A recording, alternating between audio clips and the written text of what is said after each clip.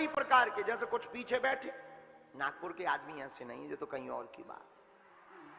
आप लोग सज्जन हो, क्योंकि अब हमें 7 दिन निकालने हैं, पता लगे कल ही टमाटर घलन लगे तो आफत हो जाए। गरीब आदमी, हम तो 1.5 हड्डी के आदमी, शरीर भी नहीं है हमारा ज्यादा मोटो ताजो।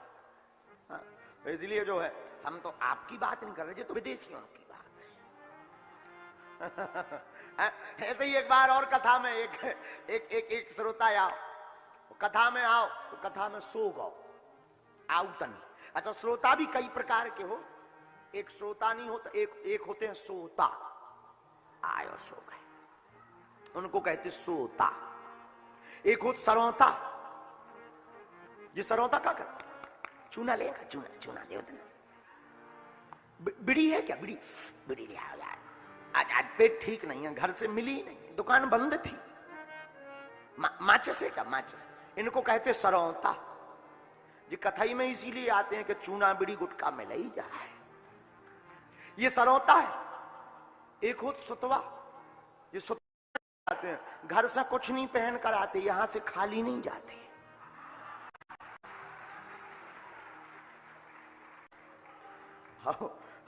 कई एक ऐसे एक शहर में हमारी कथा हुई तो जजमान साहब मिल करके आए, गुरु जी आपकी कथा में हमारी चप्पल चोरी हो गई। हम की मान लिया। एक व्यक्ति ने कहा, गुरु जी ऐसा क्यों होता है, भगवान के काम में ये होता क्यों? हम कहा भगवान बहुत चतुर है। बोले इस चोरी से चतुर का क्या मतलब? हमने कहा भगवान उसी चीज को चुराते हैं जिसका दिल मनुष्य में ज्यादा लगा रहता है, उसी का। मानो भगवान चोरी करके ये कह रहे हो कि अब उस झंझटी में ना रहो, बढ़िया बैठ के कथा सुनो।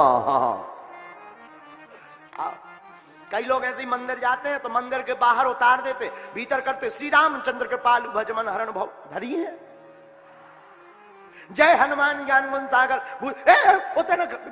हमारे यहाँ पेन न लियो, जय हनुमान ज्ञान गुण सागर।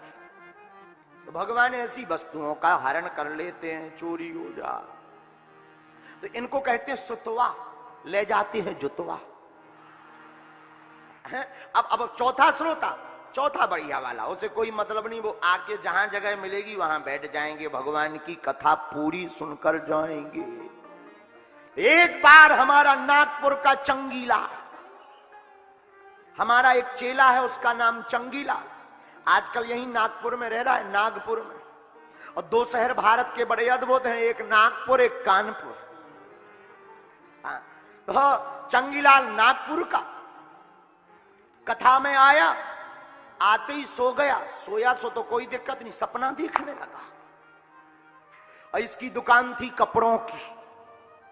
सपना क्या देखता है कि हम कपड़ों की दुकान पे बैठे हैं, ग्राहक आया, कथा चल रही है, ये सपना देख रहा। ग्राहक आया, कपड़ा चाहिए, इसने कपड़ा दिखाया, कपड़े का रेट बताया, ग्राहक मुस्काया, बोला रेट क्या बताया? बोले 5 रुपया मीटर मिलेगा।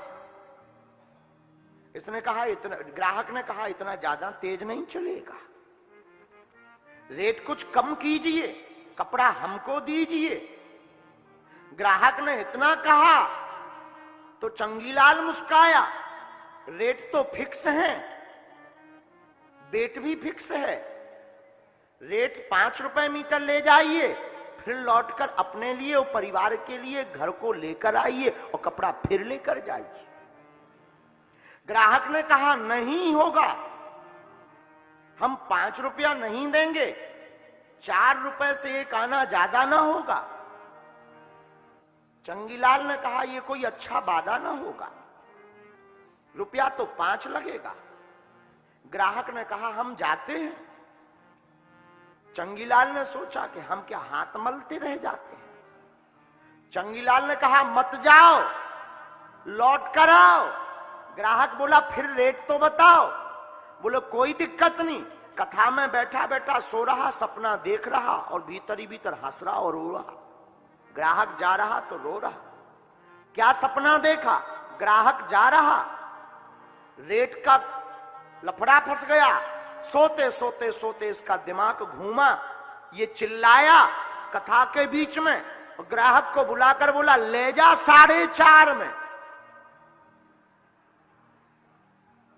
ले जा 4:30 में, दोनों हाथ पसार और आगे वाले भक्त का कुर्ता दीनों फार।